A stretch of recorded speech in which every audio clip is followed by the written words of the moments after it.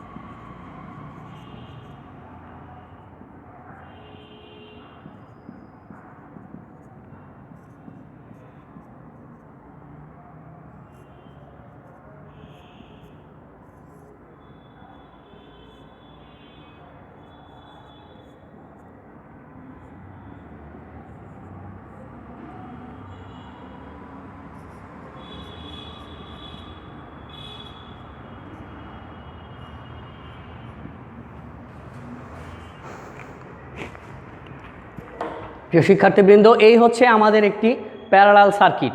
তাহলে এই প্যারালাল সার্কিটের এই চিত্র থেকে আমরা সংজ্ঞায়িত করতে পারি, সেটা হচ্ছে যে যদি একাধিক রেজিস্ট্যান্সের প্রতিটির এক প্রান্ত, দেখো এখানে তিনটা রেজিস্ট্যান্স আছে, তিনটা রেজিস্ট্যান্সের কিন্তু প্রত্যেকটির একটা প্রান্ত একটা নির্দিষ্ট বিন্দুতে মিলিত হয়েছে এবং অন্য প্রান্তগুলো অন্য একটি সাধারণ বিন্দুতে, এই যে অন্যান্য প্রান্তগুলো, এই অন্যান্য প্রান্তগুলো আরেকটি সাধারণ বিন্দুতে মিলিত হয়েছে। মিলিত হয়ে কি কারেন্ট চলাচলের যে একাধিক পথ, অর্থাৎ কারেন্ট এখানে গেছে গিয়ে এখান থেকে ভাগ হয়ে গেছে, এখানে চলে গেছে, এখানে চলে গেছে, কারেন্ট চলাচলের যে একাধিক পথ, সেই পথ সৃষ্টি হয়েছে হওয়ার কারণে যে সার্কিট তৈরি হয়েছে সেই সার্কিটটাকে বলা হচ্ছে প্যারালাল সার্কিট। তো প্রিয় শিক্ষার্থীবৃন্দ, আশা করি তোমরা বুঝতে পেরেছো যে একাধিক রেজিস্ট্যান্সের প্রত্যেকটির এক প্রান্ত একটি সাধারণ বিন্দুতে এবং অন্য প্রান্তগুলো আরও একটি সাধারণ বিন্দুতে মিলিত হয়ে একাধিক কারেন্ট চলাচলের একাধিক পথ সৃষ্টি করে এবং এইরূপ যে সার্কিট সংযোগ করা হয় তাকে বলা হচ্ছে প্যারালাল সার্কিট। প্রিয় শিক্ষার্থীবৃন্দ, আশা করি তোমরা প্যারালাল সার্কিট সম্পর্কে বুঝতে পেরেছো। আমরা চলে যাব এখন আমাদের দ্বিতীয় শিখন ফলে।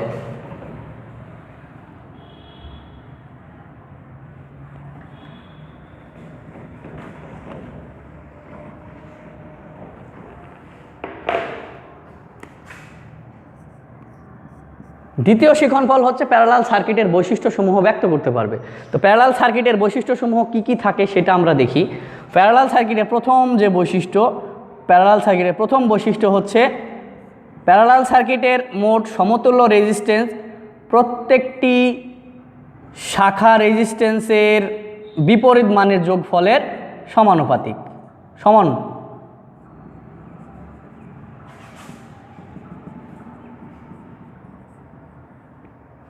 প্যারালাল সার্কিটের মোট সমতুল্য রেজিস্ট্যান্সের বিপরীত মান প্রতিটি শাখার যে রেজিস্ট্যান্স এই রেজিস্ট্যান্সের বিপরীত মানের যোগফলের সমান। 2 নম্বরটা হচ্ছে প্যারালাল সার্কিটে প্রয়োগকৃত মোট ভোল্টেজ প্রত্যেকটি শাখা ভোল্টেজের সমান, অর্থাৎ একই ভোল্টেজ প্রত্যেকটি শাখাতে পাওয়া যাবে, এখানে কোনো ভোল্টেজের ঘাটতি হবে না। 3 নম্বরটা হচ্ছে প্যারালাল সার্কিটের মোট কারেন্ট, প্যারালাল সার্কিটের মোট কারেন্ট প্রত্যেকটি শাখা কারেন্টের যোগফলের সমান।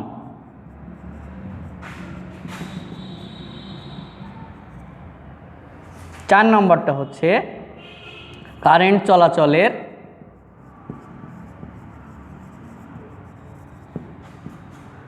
একাধিক পথ থাকে।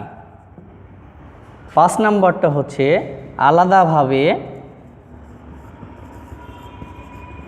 নিয়ন্ত্রণ করা যায়। একটি লোড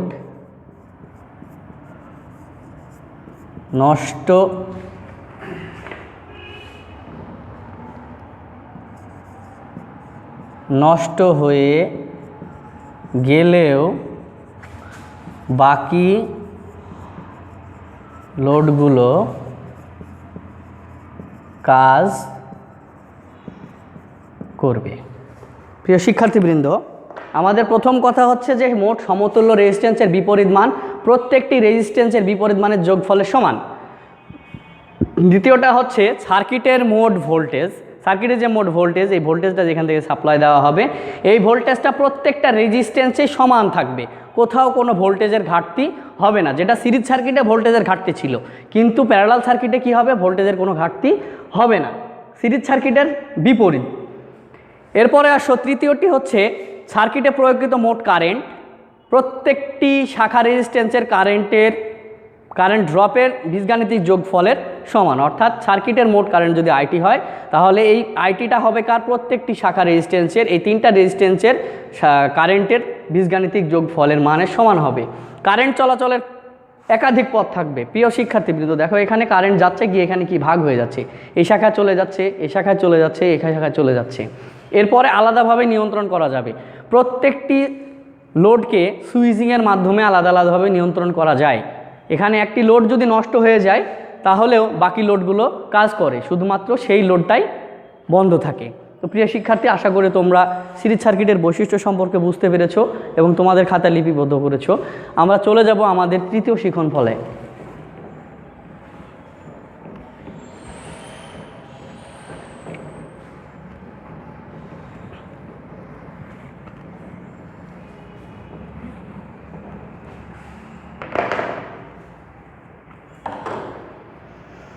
আমাদের তৃতীয় শিখন ফলটি হচ্ছে মোট রেজিস্ট্যান্স, কারেন্ট, ভোল্টেজ, শাখা কারেন্ট, শাখা ভোল্টেজ নির্ণয় করতে পারবে। তাহলে এখানে আমরা মনে করি এই একটি সিরিজ প্যারালাল সার্কিট। এই প্যারালাল সার্কিটের 3টি শাখার রেজিস্ট্যান্স যথাক্রমে R1, R2, R3। 3টি শাখার কারেন্ট যথাক্রমে I1, I2, I3। 3টি শাখার ভোল্টেজ যথাক্রমে V1, V2, V3। সার্কিটের মোট কারেন্ট সমান আইটি। সার্কিটের মোট ভোল্টেজ ভিটি সার্কিটের মোট সমতুল্য রেজিস্ট্যান্স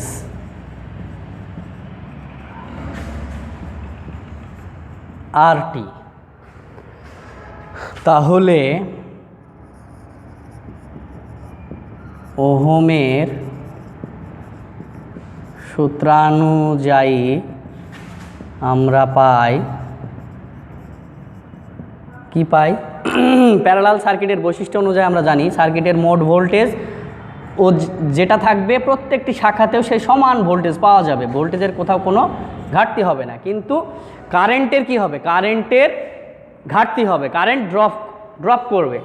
তাহলে এই হচ্ছে আমাদের ভোল্টেজ। আর কারেন্ট সূত্রটা কি, তাহলে I1 শাখার অর্থাৎ এই R1 শাখার কারেন্ট নির্ণয় করব কি I1, এটা কি হবে V1 ভাগ R1, ওই শাখার ভোল্টেজ এবং ওই শাখার রেজিস্ট্যান্সকে যদি ভাগ করা যায় তাহলে কি হবে I1 শাখার কারেন্ট পাওয়া যাবে। তাহলে এই ক্ষেত্রে আমাদের V1 V2 V3 টোটালটাই সমান কি VT, তাহলে VT ভাগ R1। তেমনিভাবে I2 মানটা আমরা নির্ণয় করতে পারি V2 ভাগ R2 সমান কি আসবে এখানে VT ভাগ R2। এরপরে I3 মানটা আসবে, I3 মানটা কি হবে V3 ভাগ R3, ওই শাখার ভোল্টেজ এবং রেজিস্ট্যান্সকে ভোল্টেজকে রেজিস্ট্যান্স দিয়ে ভাগ দিতে হবে, তাহলে R3। প্রিয় শিক্ষার্থীবৃন্দ, আমরা আমাদের তিনটা সেকশনের কারেন্টের মান এখান থেকে পেয়ে গেছি। তাহলে এখানে আমরা কি লিখতে পারি, আমরা জানি যে I1 I2 প্লাস I3 এই তিনটা শাখার মোট কারেন্টের যোগফল হবে মোট কারেন্ট। তিনটা শাখার কারেন্টের যোগফল হবে কি সার্কিটের মোট কারেন্ট। তাহলে তিনটা শাখার কারেন্ট আমরা কি কি পেয়েছি, VT ভাগ R1 VT ভাগ R2 প্লাস VT ভাগ R3। তাহলে প্রিয় শিক্ষার্থীবৃন্দ, এটা সমান আমরা কি লিখতে পারি I1 plus I2 plus I3 সমান আমরা কি লিখতে পারি IT, সিরিজ সার্কিটের বৈশিষ্ট্য অনুযায়ী IT টোটাল কারেন্ট সমান। এখান থেকে আমরা কি কমন নিতে পারি, প্রত্যেকের কাছ থেকে VT আমরা কমন নিলাম, তাহলে কি থাকলো 1 ভাগ R1 প্লাস 1 ভাগ R2 প্লাস 1 ভাগ R3। প্রিয় শিক্ষার্থীবৃন্দ, ওই IT সমান আমরা কি লিখতে পারি, IT সমান আমরা লিখতে পারি VT ভাগ RT, তাহলে VT 1 ভাগ R1 1 ভাগ R2 1 ভাগ R3। প্রিয় শিক্ষার্থীবৃন্দ, 1 ভাগ RT সমান 1 ভাগ R1 1 ভাগ R2 প্লাস 1 ভাগ R3, এটাই হচ্ছে মোট সমতুল্য রেজিস্ট্যান্স নির্ণয়ের সূত্র। এখন আমরা মোট সমতুল্য রেজিস্ট্যান্স নির্ণয়ের সমীকরণটা পেয়ে গেছি। প্রিয় শিক্ষার্থীবৃন্দ, এখন আমরা নির্ণয় করব কি মোট কারেন্টের। তাহলে মোট কারেন্ট কি IT, তাহলে মোট কারেন্ট IT আমরা ওহমের সূত্র অনুযায়ী I = V ভাগ R, যেহেতু IT তাহলে মোট কারেন্ট ভোল্টেজ হবে VT আর মোট সমতুল্য রেজিস্ট্যান্স হবে RT। এটা হচ্ছে মোট কারেন্টের সমীকরণ। এই একটা সমীকরণ আমরা পেলাম। আর একটা সমীকরণ চাচ্ছে কি আমাদের শাখা কারেন্ট। তাহলে শাখা কারেন্ট যদি হয় তাহলে R1 শাখার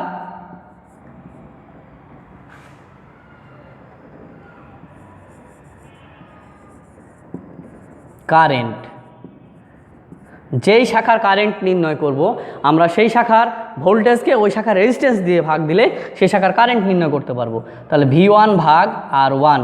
তাহলে আমরা প্যারালাল সার্কিটের বৈশিষ্ট্য অনুযায়ী জানি কি যে মোট ভোল্টেজ যা প্রত্যেকটি শাখাতেও সেই একই ভোল্টেজ, তাহলে V1 সমান কি হবে আমাদের মোট ভোল্টেজ, তাহলে VT ভাগ R1।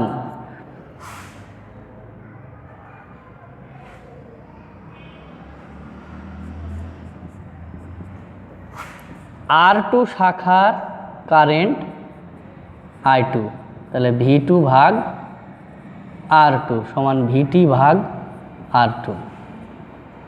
R3 শাখার কারেন্ট I3 V3 ভাগ R3 ভাগ VT ভাগ R3। প্রিয় শিক্ষার্থীবৃন্দ, প্যারালাল সার্কিটের যে বৈশিষ্ট্য সেই বৈশিষ্ট্য অনুযায়ী আমরা জানি কি প্রত্যেকটি সার্কিটের মোট ভোল্টেজ যা হবে প্রত্যেকটি শাখাতেও সেই একই ভোল্টেজ পাওয়া যাবে। তাহলে এখানে আমরা কি লিখতে পারি, ভিটি সমান সমান V1 সমান সমান V2 সমান সমান V3। প্রিয় শিক্ষার্থীবৃন্দ, এখানে আমরা আমাদের কাঙ্ক্ষিত যে 3 নম্বর যে শিখনফল, সেই শিখনফলটা আমরা কি পেয়ে গেছি। একটা সার্কিট, এই সার্কিটের 3টি শাখা রেজিস্ট্যান্স ধরলাম R1 R2 R3। এরপরে এদের কারেন্ট ধরলাম, যদি R1 সার্কিট হয় তাহলে এর হবে কি I1 কারেন্ট, এর জন্য কি I2, এর জন্য হবে I3। এরপরে ভোল্টেজটা ধরি, 1 এর জন্য V1, এর জন্য V2, এর জন্য V3। 3টা শাখার আমরা কারেন্ট, ভোল্টেজ এবং রেজিস্ট্যান্স পেয়ে গেলাম। এই যে সার্কিট, এই সার্কিটের মোট ভোল্টেজ হচ্ছে VT, মোট কারেন্ট হচ্ছে RT, এবং টোটাল যে রেজিস্ট্যান্স পাওয়া যাবে সেই রেজিস্ট্যান্সটাকে বলা হচ্ছে RT। তাহলে প্রিয় শিক্ষার্থীবৃন্দ, যদি এটা হয় তাহলে আমরা ওহমের সূত্র অনুযায়ী কি জানি, ওহমের সূত্র অনুযায়ী জানি, এবং এই প্যারালাল সার্কিটের যে বৈশিষ্ট্য, সেই বৈশিষ্ট্য অনুযায়ী জানি যে সার্কিটের প্রয়োগকৃত মোট ভোল্টেজ যা হবে প্রত্যেকটি শাখাতেও একই ভোল্টেজ পাওয়া যাবে। এখানে যদি 220 ভোল্ট হয় তাহলে এখানেও 220 ভোল্ট পাওয়া যাবে, এখানেও 220 ভোল্ট পাওয়া যাবে, এখানেও 220 ভোল্ট পাওয়া যাবে, কোথাও কোনো ভোল্টেজের ঘাটতি হবে না। প্রিয় শিক্ষার্থীবৃন্দ, তাহলে এখন আমরা কি ভোল্টেজটা পেলাম। প্রিয় শিক্ষার্থীবৃন্দ, এখানে কারেন্টের কি হবে, কারেন্টের ঘাটতি হবে, লোডের ক্যাপাসিটি অনুযায়ী কারেন্টের ঘাটতি হবে। যদি এখানে একটা বাল্ব থাকে, এখানে একটা ফ্যান থাকে, এখানে একটা ফ্রিজ থাকে, তো এক একটা ক্যাপাসিটি অনুযায়ী তারা একটা পাওয়ার লস করবে এবং সেই অনুযায়ী তারা কারেন্ট ব্যয় করবে। তো তাহলে তাদের কারেন্টের মান কিন্তু আলাদা হলো প্রিয় শিক্ষার্থীবৃন্দ। তাহলে মোট কারেন্টটা কি হবে, এই 3টার যোগফলের সমান হবে। তাহলে এই শাখার কারেন্টটা আমরা নির্ণয় করব। এই শাখার কারেন্টটা যদি নির্ণয় করি তাহলে কি করব, এই শাখার যে ভোল্টেজ, এই ভোল্টেজকে রেজিস্ট্যান্স দিয়ে ভাগ দেব। তাহলে এখানে দেখো প্রিয় শিক্ষার্থীবৃন্দ, V1 ভাগ R1 সমান কি V1, V2 V3 সমান VT, সেহেতু আমরা কি লিখব, VT ভাগ R1। I2 ক্ষেত্রেও তাই, V2 ভাগ R2, VT ভাগ R2। I3 ক্ষেত্রে V3 ভাগ R3 সমান VT ভাগ R3।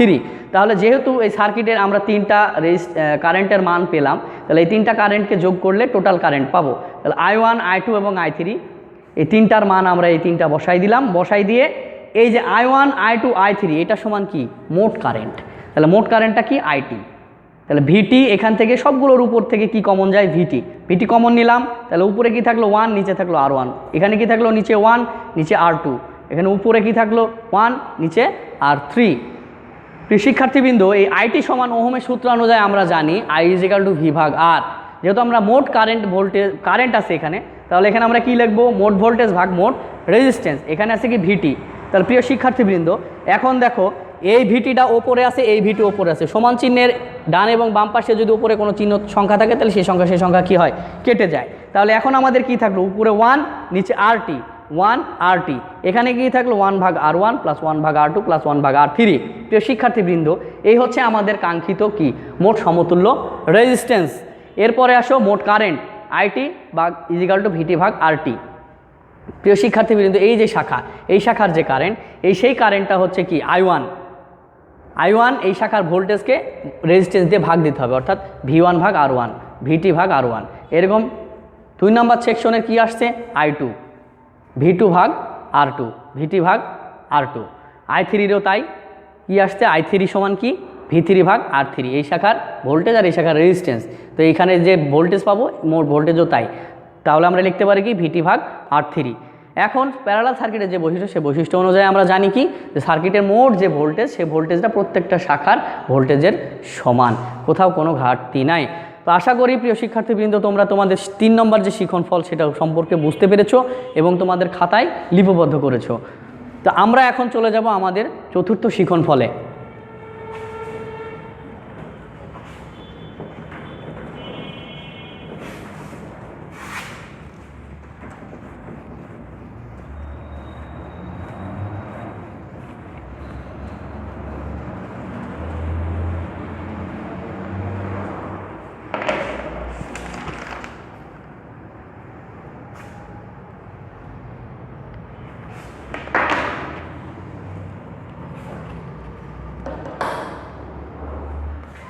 প্রিয় শিক্ষার্থীবৃন্দ, আমাদের 4র্থ শিখনফলটি ছিল কি প্যারালাল সার্কিটের ব্যবহার সম্পর্কে জানতে পারবে, অর্থাৎ প্যারালাল সার্কিট যে কোথায় ব্যবহার করা হয়, কোথায় কোথায় প্রয়োগ আছে এর, সেই সম্পর্কে আমরা জানতে পারবো। তাহলে প্রথমটা কি, প্যারালাল সার্কিট কোথায় থাকে, প্যারালাল সার্কিট কোথায় ব্যবহার করা হয়, প্যারালাল সার্কিট ব্যবহার করা হয় হচ্ছে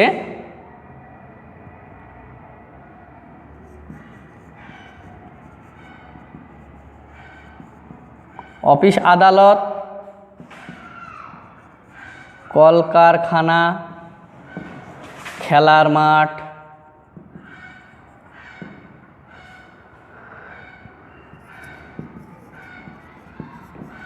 রাস্তার লাইটিং বা এই সব জায়গা আলোকিত।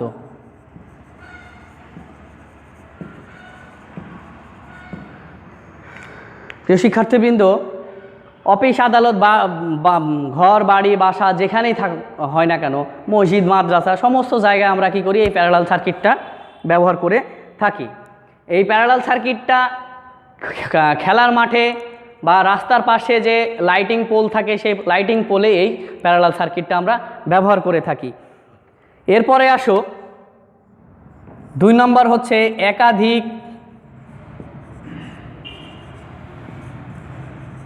একাধিক কারেন্ট চলাচলের পথ থাকে।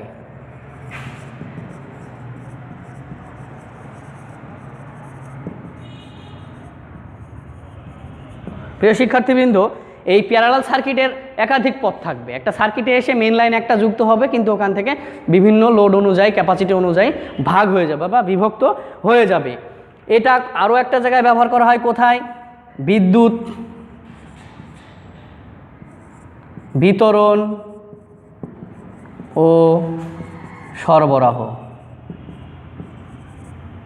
বিদ্যুৎ বিতরণ ও সরবরাহের ক্ষেত্রে এই প্যারালাল সার্কিটটা ব্যবহার করা হয়। এরপরে কি, একাধিক পথ থাকায়, এটা একাধিক কারেন্ট চলাচলের একাধিক পথ থাকায় এটা এখন সচরাচর হারহামেশা যেটাই বলি না কেন আমরা সব জায়গাতে এই প্যারালাল সার্কিটটা ব্যবহার করা হয়। প্রিয় শিক্ষার্থীবৃন্দ, আশা করি তোমরা এই প্যারালাল সার্কিটের ব্যবহার ক্ষেত্র বা কোথায় কোথায় ব্যবহার হয় এটা বুঝতে পেরেছো, এবং তোমরা এটা কি করবে, তোমাদের বাস্তব এর সাথে মিলাই নিবে। তোমাদের বাসাবাড়ির যে সার্কিটগুলো আছে এগুলো প্যারালাল সার্কিট, তোমরা একটু খেয়াল করে দেখবে যে প্যারালাল সার্কিটের একটি লোড নষ্ট হয়ে গেলে বাকিগুলো চলে কিনা। প্রিয় শিক্ষার্থীবৃন্দ, আশা করি তোমরা তোমাদের 4 নম্বর শিখন ফলটি বুঝতে পেরেছো।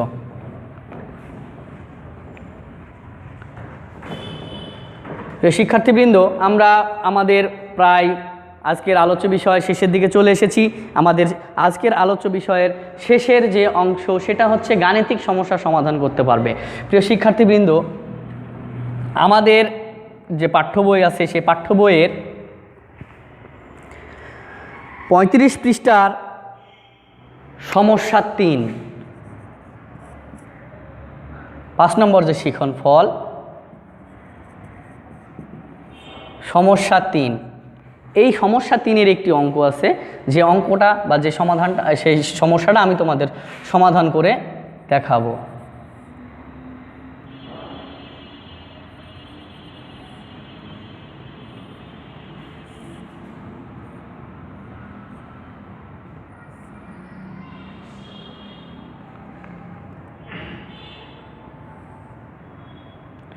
$230 ভোল্ট, R1 এর মান হচ্ছে 20, R2 এর মান হচ্ছে 30।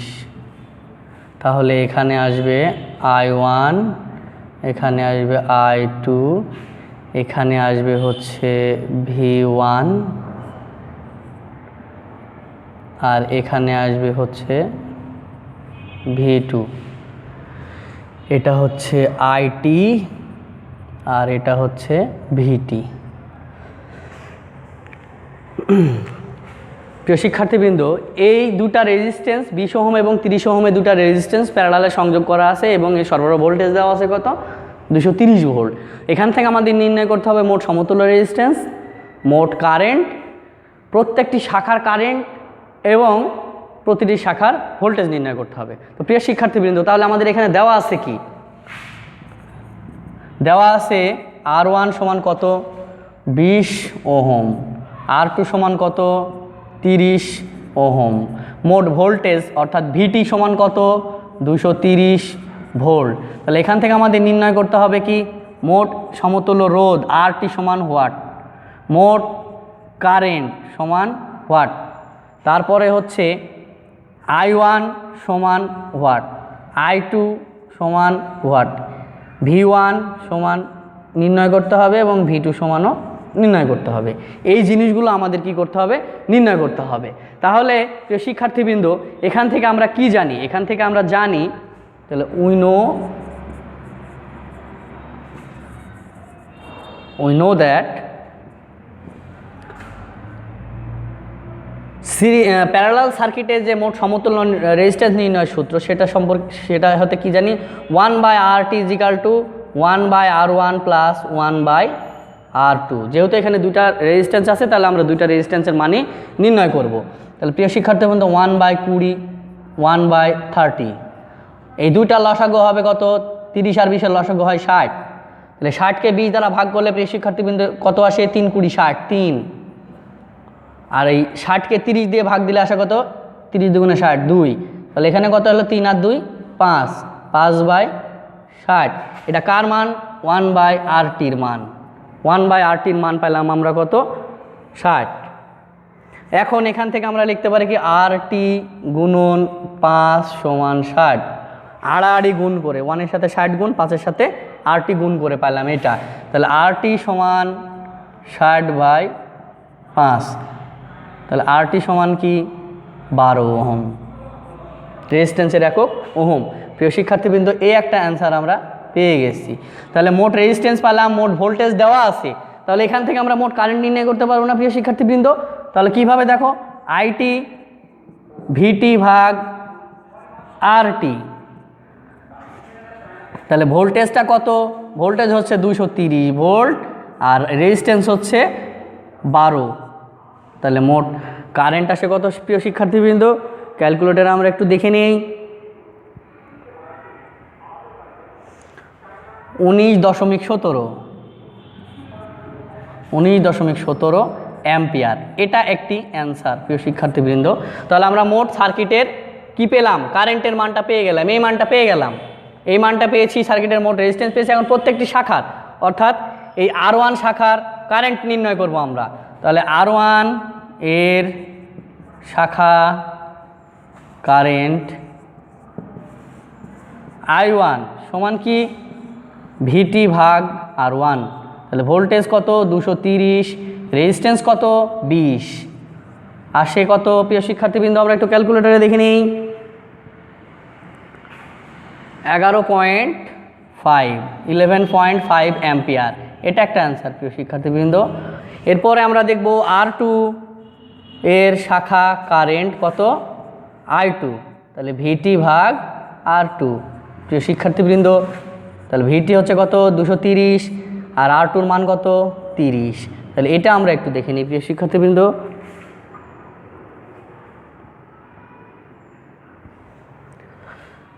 7.67 অ্যাম্পিয়ার। প্রিয় শিক্ষার্থীবৃন্দ, এই দুইটা মান যোগ করলে আমরা আমাদের মোট যে কারেন্ট, সেই কারেন্টের কাঙ্ক্ষিত মানটা পেয়ে যাব। প্রিয় শিক্ষার্থীবৃন্দ, আশা করি তোমরা বুঝতে পেরেছো। আর এর যে শাখা ভোল্টেজ নির্ণয় করা হয়, সেই শাখা ভোল্টেজটাকে আমরা প্যারালাল সার্কিটের যে বৈশিষ্ট্য, সেই বৈশিষ্ট্য অনুযায়ী জানি। সার্কিটে যে ভোল্টেজ থাকে সেই ভোল্টেজটায় প্রত্যেকটি শাখা ভোল্টেজের সমান থাকে। তাহলে এখানে কি লিখতে পারি, VT সমান V1 সমান V2 সমান 230 ভোল্ট।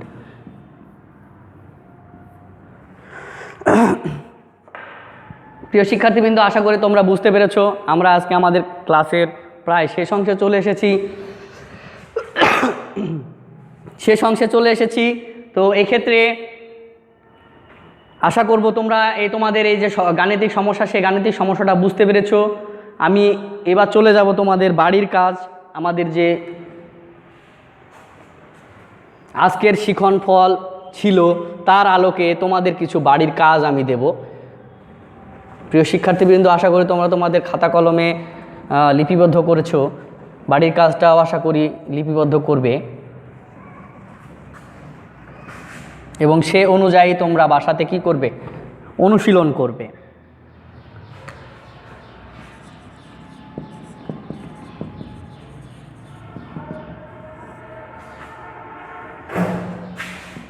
চৌত্রিশ পৃষ্ঠা সমস্যা 1 ও 2, আর একটি হচ্ছে 43 পৃষ্ঠা 43 পৃষ্ঠা 5 থেকে 8, 5 থেকে 8। প্রিয় শিক্ষার্থীবৃন্দ, তোমাদের যে বাড়ির কাজ সেটা হচ্ছে 34 পৃষ্ঠা তোমাদের পাঠ্য বইয়ের জেনারেল ইলেকট্রিক্যাল ওয়ার্কস 1-এর 34 পৃষ্ঠার 1 ও 2 নম্বর অঙ্ক এবং 43 পৃষ্ঠার 5 থেকে 8 পর্যন্ত যে গাণিতিক সমস্যা, সেই সমস্যার সমাধানগুলো তোমরা করার চেষ্টা করবে। আশা করি তোমরা আমার এই ক্লাস থেকে উপকৃত হয়েছো। তোমরা যদি উপকৃত হও তাহলে আমার এই অনলাইন ক্লাসের সার্থকতা। প্রিয় শিক্ষার্থীবৃন্দ, তোমরা সকলে ভালো থাকো, সুস্থ থাকো। এই করোনাকালীন সময় বাইরে বেরোলে অবশ্যই মাস্ক পরে বের হবে এবং সাথে যথেষ্ট পরিমাণে হ্যান্ড স্যানিটাইজার বা হ্যান্ড ওয়াশ যেটাই থাকুক না কেন সেটা সাথে রাখবে। প্রিয় শিক্ষার্থীবৃন্দ, তোমাদের সকলের সুস্বাস্থ্য কামনা করে আজকের মতো বিদায় নিচ্ছি। আসসালামু আলাইকুম।